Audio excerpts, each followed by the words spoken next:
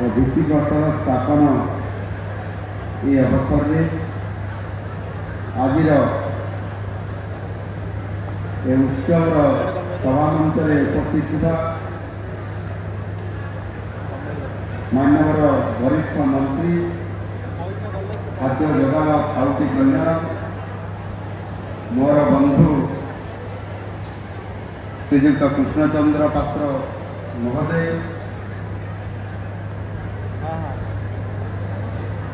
विज्ञान और प्रजुक्ति विज्ञान विभाग दायित्व दि जाए। माननीय शिल्प मंत्री तथा ये जिलार प्रभारी मंत्री हिसाब से दायित्व श्रीजुक्त संपद स्वाई महोदय, माननीय सांसद आमर पितामह भीष्म श्रीयुक्त रुद्रनारायण पाई महोदय, माननीय विधायक कामाक्षनगर श्रीयुक्त शत्रुघ्न जेना महोदय, माननीय विधायक पर्जन श्रीयुक्त विभूतिभूषण प्रधान महोदय, माननीय विधायिका इंदौर श्रीमती सीमाराणी नायक महोदया,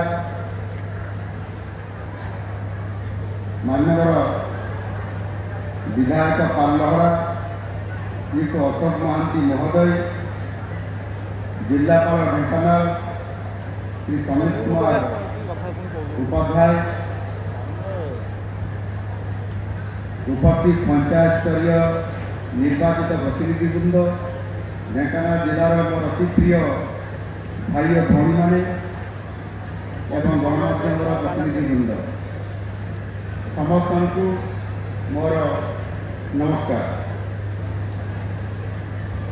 ओडिशार मध्यस्थल अवस्थित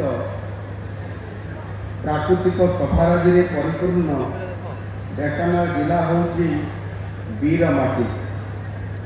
यही संग्रामी माटी जन्म नहीं सर्वकनिष्ठ शहीद बाजी राउत को जन्म दे। ये माटी दुर्दश मराठा बाहिनी को परास्त कर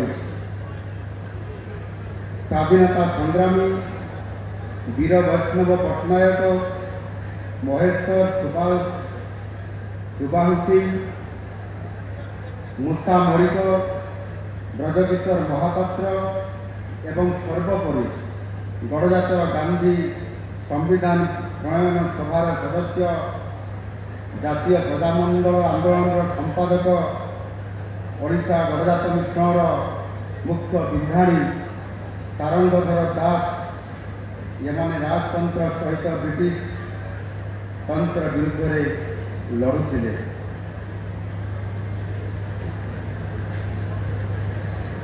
एठारे कवि ब्रजनाथ पर्जना ओडिशार प्रथम गल्प चतुर विनोद यही ढेंकानाल माटी से प्रथम लिखिथिले। यही ठारे व्यासकवि फकीरमोहन सेनापति, प्रतिभा राय, विभूति पट्टनायक तांकर प्रथम लेखा आरंभ करथिले एवं ओडिया भाषार प्रथम उपन्यास पद्ममाड़ी यही ठारे ही सृष्टि होइतिला।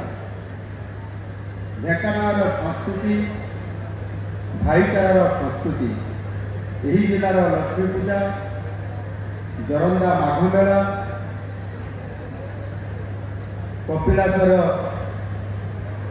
जागर मेला प्रमुख आज केवल ढेंकानाल कहीं ओडिशा कहीं सारा भारत में प्रसिद्धि लाभ कर।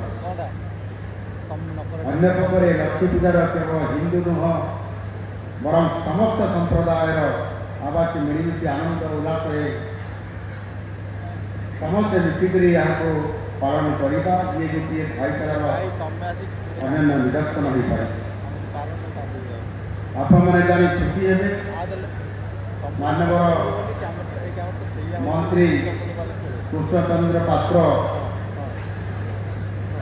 एवं आपण पाखे रखिले जोरंदा स्थित महिमा जातिर विकास भव्य शून्य मंडप निर्माण हो।